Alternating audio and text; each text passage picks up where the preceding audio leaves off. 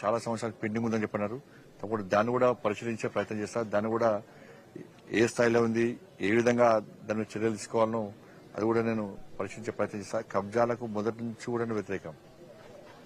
కరీంనగర్ లో కూడా నేను సెకండ్ టైం ఎంపీ అయిన వెంటనే గతంలో సిపి గారు మహంతి గారు ఉన్నప్పుడు కానీ ఇప్పుడు సిపి గారు కానీ క్లియర్ గా చెప్పడం జరిగింది. ఏవైతే ప్రభుత్వ స్థలాలను కానీ లేకపోతే ప్రైవేట్ స్థలాలను, పేద ప్రజల స్థలాలు కానీ కబ్జా చేస్తే ఇవ్వని వదిలిపెట్టని చెప్పడం జరిగింది. చాలా మందిని కూడా రిమాండ్ చేసినారు.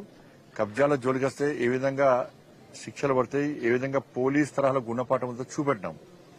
కాబట్టి ఇప్పుడైనా దృష్టి తీసుకొస్తారు. ఆ విషయంలో కూడా చాలా కఠినంగా వివరిస్తుంది. దాని ప్రసక్తి లేదు. ప్రభుత్వ స్థలాన్ని, పేద ప్రజల స్థలాన్ని కబ్జా చేసుకునే హక్కు ఎవరికి లేదు. కాబట్టి ఆ కోర్టు విషయంలో కూడా నేను పరిశీలించే ప్రయత్నం చేస్తా. ఈ గ్రౌండ్ ను కాపాడడానికి నా వంతు ఏ విధంగా సహకరిస్తా.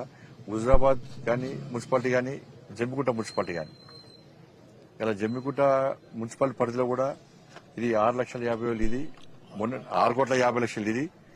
మొన్న విషయం హాస్పిటల్ సంబంధించి, ప్రభుత్వ హాస్పిటల్ సంబంధించి అక్కడ డాక్టర్స్, ఆ సిబ్బంది యొక్క ఆలోచన మేరకు అధునాతనమైనటువంటి ఎక్విప్మెంట్స్ కొన్ని ఇవ్వడం జరిగింది. లక్ష్యం ఏంటంటే హాస్పిటల్కి వచ్చిన పేద పేషెంట్ ఎవరు కూడా బయటికి పోవద్దు. నేను రాష్ట్ర ప్రభుత్వానికి కోరడం జరిగింది. ఎక్విప్మెంట్స్ కావాలంటే ఇచ్చిన. పేదలకు సేవ అంటే స్టాఫ్ కావాలి. రిక్రూట్మెంట్ చేయాల్సిన బాధ్యత రాష్ట్ర ప్రభుత్వం మీద ఉంది. చేయాలని చెప్పి కూడా కోరడం జరిగింది. కరీంనగర్ సంబంధించి, మన హుజరాబాద్ సంబంధించి కానీ, జమ్మికుంట సంబంధించి, హుస్నాబాద్, వేములవాడ సంబంధించి ఒకటి దాదాపు 1,50,00,000 విలువ చేసినటువంటి ఎక్విప్మెంట్స్ జమ్మికుంటలో, 1,50,00,000 పైగా ఎక్విప్మెంట్స్ విలువ చేసే ఎక్విప్మెంట్స్ హుజరాబాద్ లో మనకు తీయడం జరిగింది. శాంక్షన్ చేయడం జరిగింది. ప్రారంభోత్సవం కూడా చేయడం జరిగింది.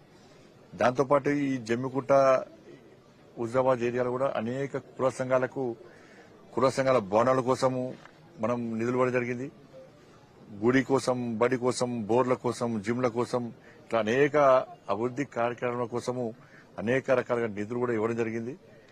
ఈజీఎస్ సంబంధించి కూడా మీ సాక్షిగానే ప్రారంభోత్సవాలు ఇక్కడే చేసినాం, హుజరాబాద్ లో చేసినాం.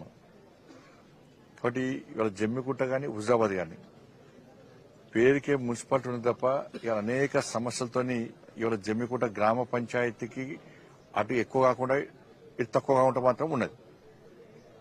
కానీ జమ్మికుంట మున్సిపాలిటీ అయిన తర్వాత ఏమి అభివృద్ధి చెందిందో ఒక్కసారి జమ్మికుంట ప్రజలు ఆలోచించాలి.